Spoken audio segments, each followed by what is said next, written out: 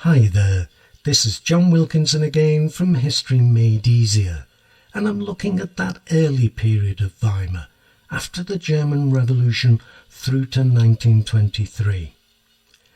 Now, in my presentation that offers an overview of Weimar Germany, I gave a series of questions for this period of chaos, suggesting if you have them covered, then you should have your exam covered. Why did Weimar plummet into chaos? How did Weimar manage to survive? Why was the armistice so harsh, the peace treaty so harsh, and why did the government accept them? Why was such a democratic constitution so problematic? Why was Weimar so unpopular? And why did both the left and the right move to overthrow it? And again, how did Weimar survive? So let's take a look at each of those questions.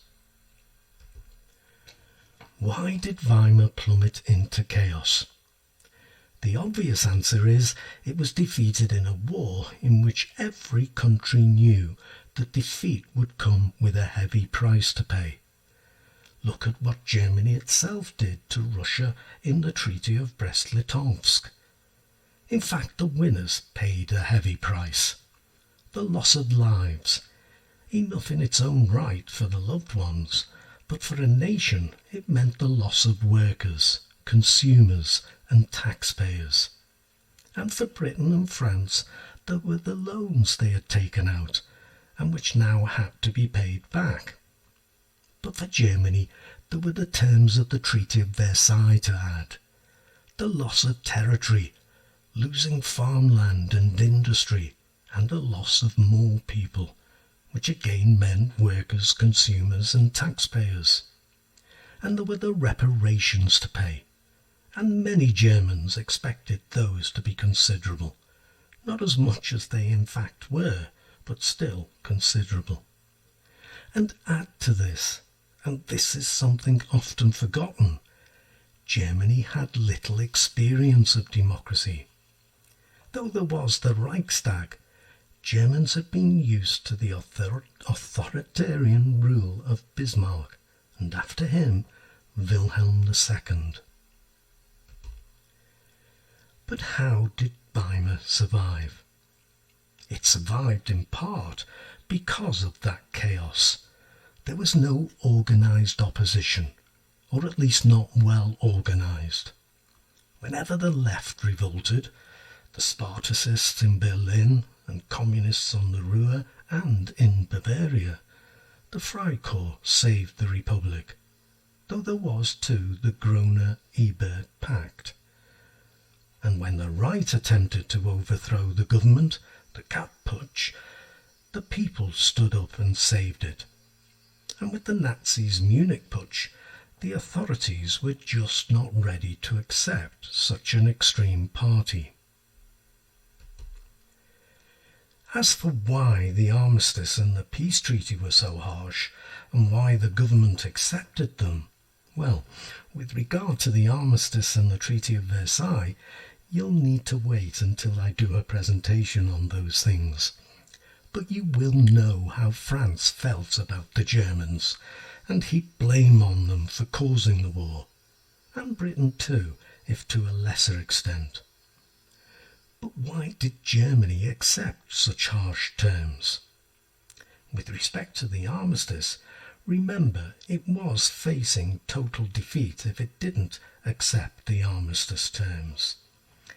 At least this way, the military leadership and the elite in general could fall back on the myth of the stab in the back. As to why the government accepted the treaty, well, they had little choice. The Allies' blockade was still being enforced, and the German people were suffering badly. And Hindenburg, the commander-in-chief, and Groener, quartermaster-general, were fearful that to refuse to sign the treaty could lead to complete defeat and possibly the dismemberment of Germany. Next up, why was such a democratic constitution so problematic? Well, I've already mentioned that Germany was not used to democracy, and democracies don't just simply work without a lot of effort being put into making them work. And of course, the elites, and they were still in place in the economy, in the Reichstag, in the civil service, in the judiciary, and in the army, didn't want it to work. And neither did the communists. And whilst PR allowed extreme views to always be represented in the Reichstag, Article 48 allowed for dictatorial rule, or at least rule by decree. If the extreme right were to gain power, as of course they did, it would be used to undermine democracy, and indeed it was.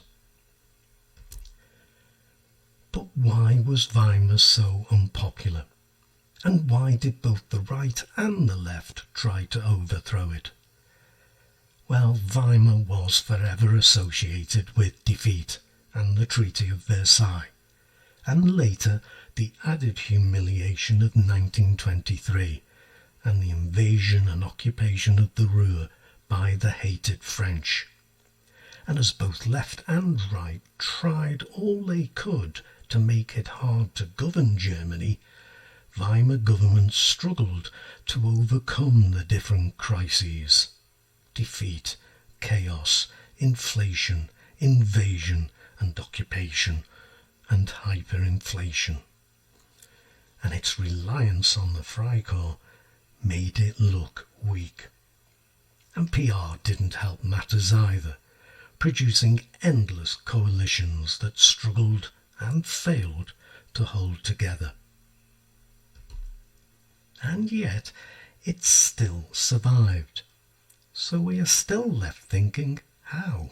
Why? Credit to Ebert, and later to Stresemann and to Hindenburg, at least until the 1930s and the Great Depression. A word or two on Ebert and the Social Democrats. They were socialists, but they were also Democrats, and passionately believed that the route for socialism should be democratic. Ebert, speaking of revolution, had once declared, "I hate it like sin." And it meant the Groener-Ebert Pact. And business leaders and trade unionists agreed an industrial pact too. As for Hindenburg, one of the creators of the myth of the stab in the back, a monarchist always leaning to the right, yet as president he provided stability in an unstable system. He didn't look to undermine Weimar until the 1930s, when he did abuse Article 48. But even then, he would have preferred to have avoided offering Hitler the chancellorship. But I do think you should always see the right as more dangerous to Weimar than the left ever were. So, the first period of Weimar for you, the period of chaos. Looking ahead at times to what's ahead. The specific detail is missing.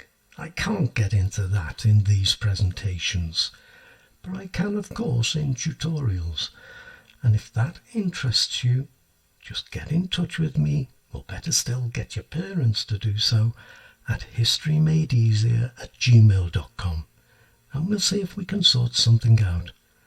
I'm always happy to negotiate a price your parents can afford, but it will depend on me having a free slot. But anyway, let me thank you for listening and wish you the very best of luck with your studies. Cheers.